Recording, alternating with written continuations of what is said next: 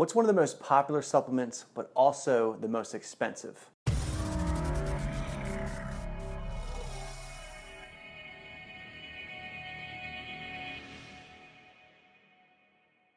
I feel like there's a lot of mystery behind whey protein as well. So right now I'm going to break it down. I'm going to give you all three types of whey protein. And just to clarify, I always say that supplements aren't necessary. There's a lot of supplements that you can go completely without. And I talk a lot about different supplements and how they're completely unnecessary. When it comes to whey protein, I find this one borderline on necessary. Now, you always get someone comes out of the woodwork and says, hey, you don't need any forms of supplements. You don't need any powdered proteins. But let's be honest, in order to maintain your physique and gain muscle, even on a fat loss nutrition plan, it's optimal to eat 1 gram of protein per pound of your body weight. So how are you going to do that if you're not completely rich and have a chef in your kitchen to have your meals plotted out for you every time you want them? Whey protein is a supplement, and yes, real food is always optimal and better, but we don't always have the quick ability to get that protein like it's available for them powdered forms. And I'm not going to be discussing casein or any of the other powdered forms. We're talking about whey specifically here, which is also the most popular. First form of whey protein we're going to cover right now is whey concentrate. Concentrate is the cheapest form of whey on the market. It's been concentrated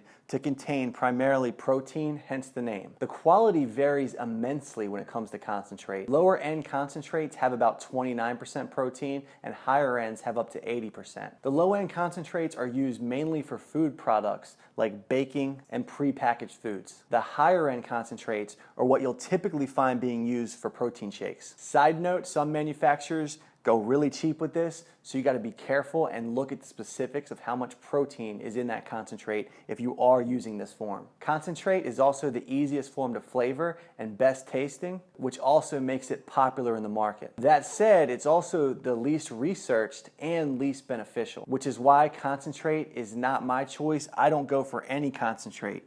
Number 2, whey isolate. This is mostly protein, or at least 90% by definition. When someone asks me what form of protein I think is best, I normally will say iso. This is what I'm talking about. Isolate protein starts out as concentrate and is further processed to remove even more of the fat and lactose. There's a lot of different methods for that process, and most of them are patented and unique to that manufacturer. The primary advantage of isolate is that you end up with less fat from the concentrate. And because isolate requires additional processing, it commands a higher price point. In my opinion, when I'm ordering the protein powder, it's worth spending a little bit of extra money to get the higher quality isolate. One other thing to note, it's got less fat and sugar, so the taste is less appealing to most people. I'm cool with that. In fact, when it comes to the taste, I really don't care. This is something I'm using for a supplement to grow muscle, recover, and promote fat loss. I really don't care what it tastes like. And I always find it strange when someone says, I just can't drink a protein shake unless it tastes good. So I don't know about you, but I'm just gonna throw it down the hatch anyway. I go for vanilla flavor most of the time because I feel like it's the easiest and quickest to get down. Now, if you really have an issue with flavoring, you can always throw in some peanut butter or some fruit just to spice it up. Now for the third form of whey protein,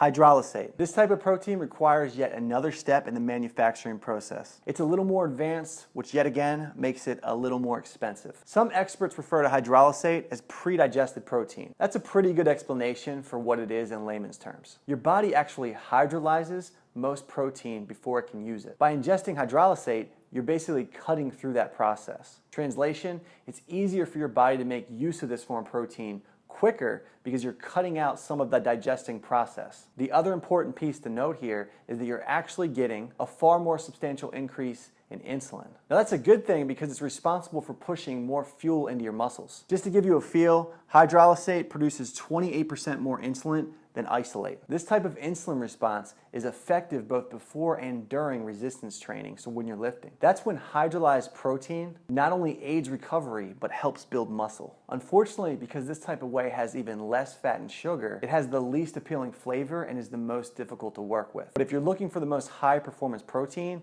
hydrolysate is probably it. The flavor principle is why you don't see this protein on the market as much. And the cost principle will explain why it's not as popular. Of the three, I go for the isolate because it's the middle of the road and it's fairly priced. I know I'm gonna go for a little bit better quality. So isolate's my go-to, but we all have our preferences and we all have our budgets and where we're at with things, preference and taste-wise. Now I'm getting most of my protein caloric intake from actual foods. I have no problem hitting my maintenance, mass, or fat loss goals with fresh made meal preps right from my kitchen. But I like to have that powdered whey on hand just in case I can't get to my meal. Maybe I'm on a road trip, flying, or for my quick grab post-workout. I always make the powdered protein part of my post-workout. Now, I do only recommend 1 shake a day. I know some people that will go up to 3, 4, and even 5 shake meals a day, which is crazy to me. All that processed stuff does not make your stomach feel good. That's a fact. So I keep it to 1 shake a day. And on my rest days, I don't do a protein shake most of the time. So I hope you enjoyed this episode.